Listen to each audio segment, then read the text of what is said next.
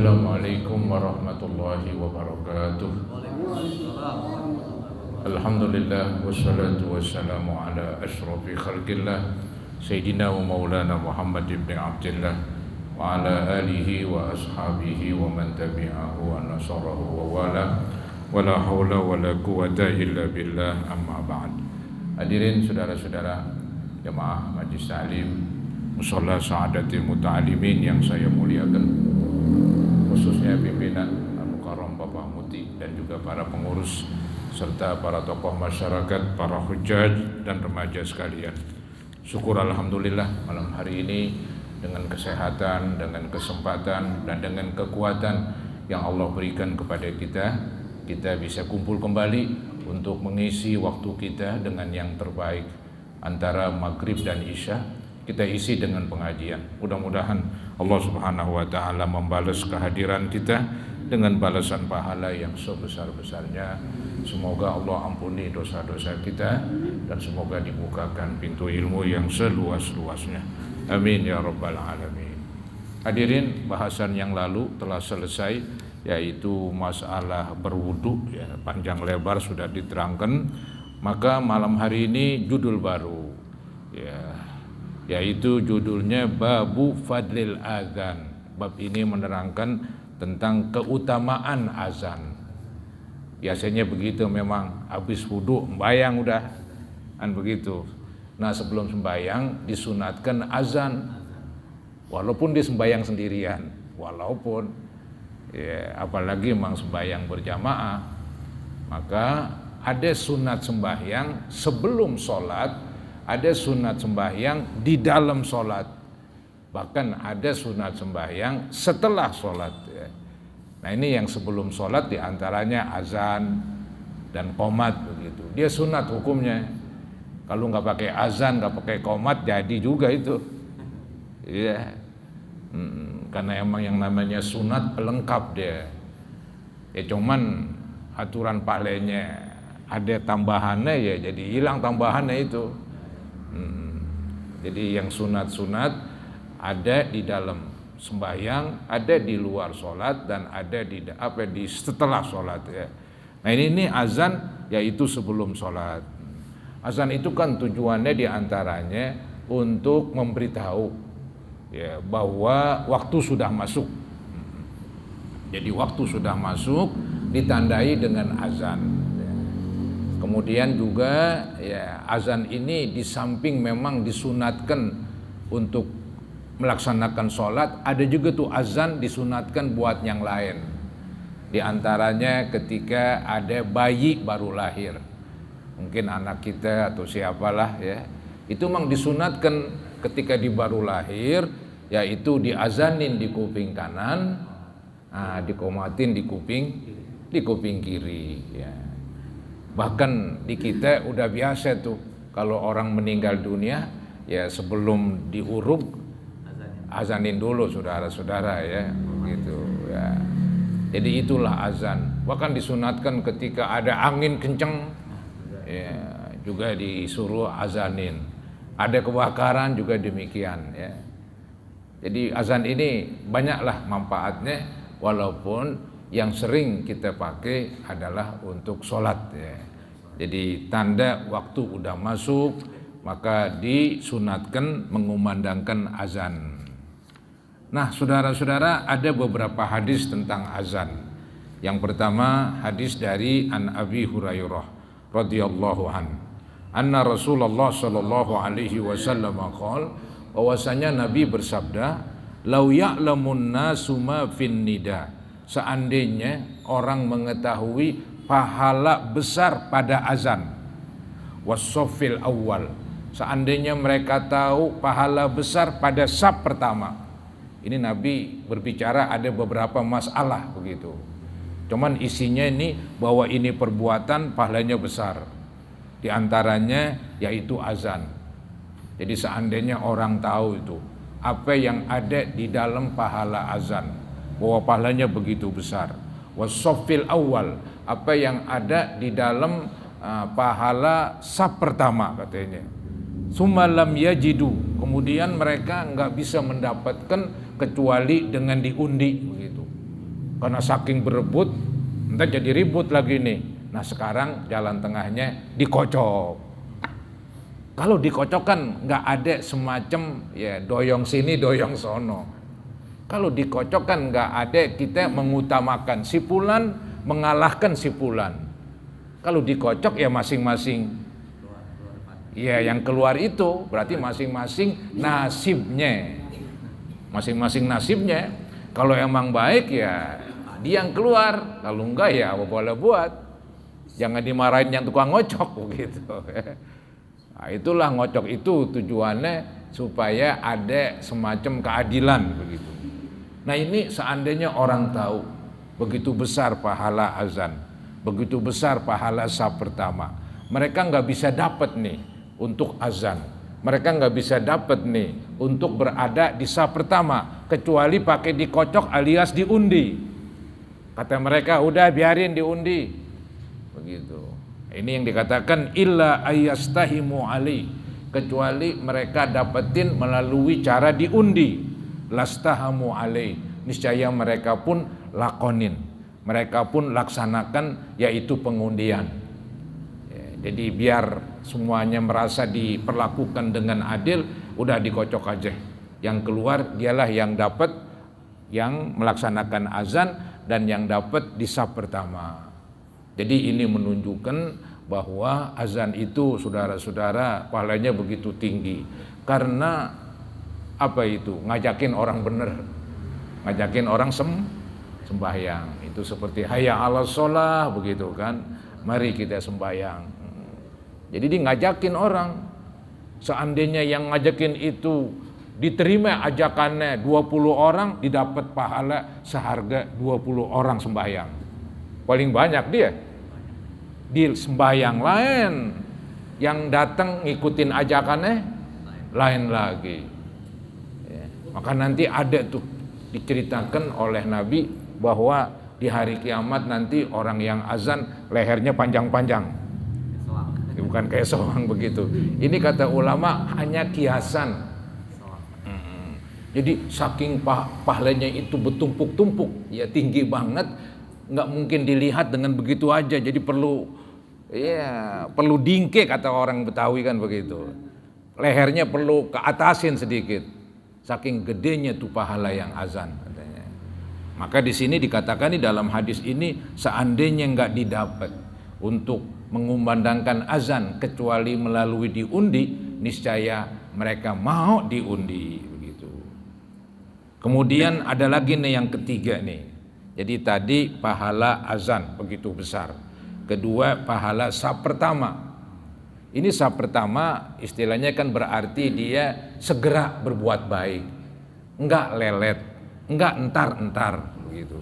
Jadi setelah dikumandangkan qomat langsung dia gitu. Cuman kan kadang-kadang anak kecil yang di depan ini yang enggak pas saudara-saudara. Enggak bisa itu begitu. Yang gede-gede itulah yang di depan. Iya, kadang-kadang dia ogah-ogahan yang gede lagi. Kudunya nih yang besar-besar, yang kasar-kasar. Emang kita semua makhluk kasar. Jadi di depan saudara-saudara itu. Di antara hikmahnya kalau terjadi sesuatu pada imam yang gede ini, yang kasar ya langsung bisa gantiin. Masih anak kecil gantiin, bubar. Jadi begitu hikmahnya itu, ya, disuruhlah segera berada di saf pertama. Kalau perlu saf paling kanan dari imam, ya. Jadi saf sebelah kanan dari imam ini, sebelah sini para hadirin. Maka nanti ada semacam didoain oleh malaikat yang berada di sebelah kanan imam itu diduluin, baru ntar sebelah kiri begitu. Terus saf kedua kanan kiri terus aja begitu.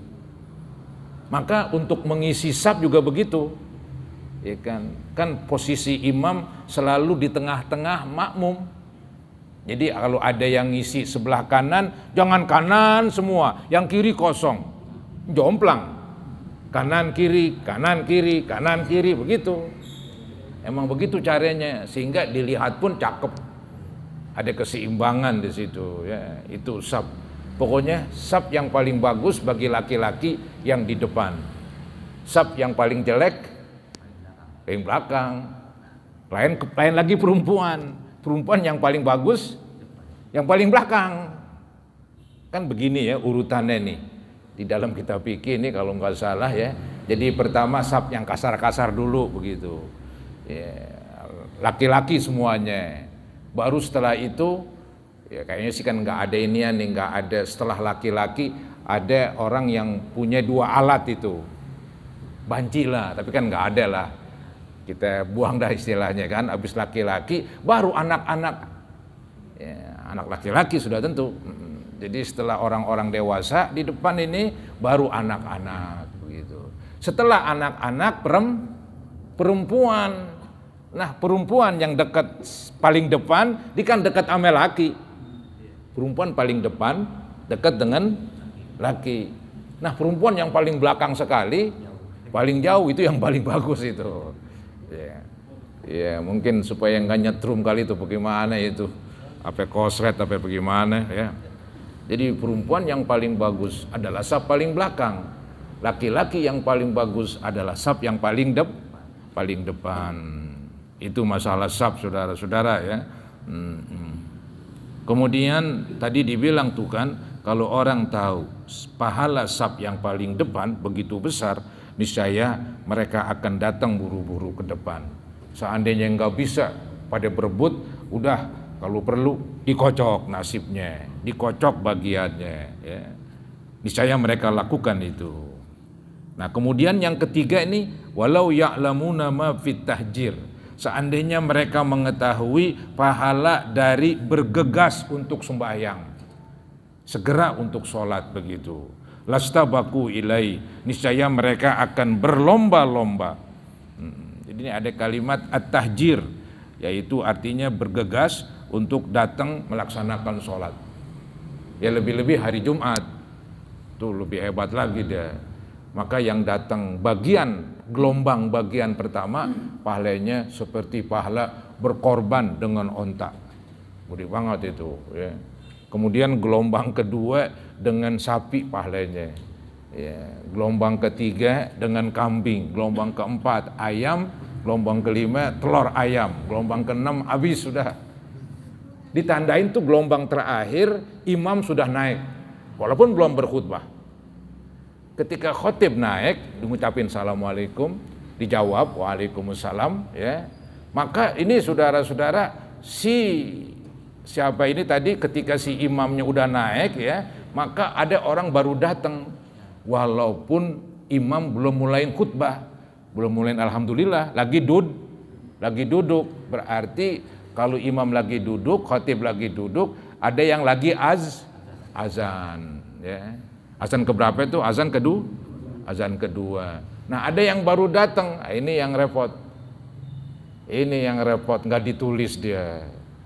Ya, boro-boro kambing, onta, ayam gue nggak dapet, telur juga kagak nggak bisa telur. Telur itu di akhir-akhir itu, di akhir-akhir menjelang dikit lagi imam naik ke mimbar. Telur tuh masih lumayan, kalau enggak ya udahlah, cuman ngerjain yang fardu doang. Ya, gugur kewajiban sholat Jumatnya, cuman pahalanya ya mungkin ya apa telur cecak apa bagaimana kali. Ya. Pokoknya telur ayam nggak dapet aja. Alasannya si khotib sudah naik ke mimbar. Ya. Jadi begitu saudara-saudara, sehingga Nabi mendorong ini. Ya, kalau orang tuh tahu. Ya. Begitu besar pahala dari ya datang bergegas segera untuk sembahyang, dia tahu tuh pahalanya besar, niscaya mereka berlomba-lomba. Lastabaku ilaih katanya. Kemudian itu yang ketiga, yang keempat, ini saudara-saudara ibadah-ibadah yang pahalanya gede. Pertama ibadah yang azan, ya. Tapi kalau yang azan ntar bagaimana yang enggak azan? Itu katanya supaya dapat pahalanya, supaya yang enggak azan ngikutin orang yang azan. Artinya ketika orang yang azan Allahu Akbar, kita ikutin pelan-pelan. Paling lempengan hayya 'alas shalah dan hayya 'alal falah. Kita jawab la haula wala quwata. Itu kita ikutin, emang disunatkan supaya kita ikut juga dapat pahala. yang begitu besar, bukan hanya yang azan begitu. Jadi yang azan dapat pahala besar. Di saf pertama dalam sholat begitu juga.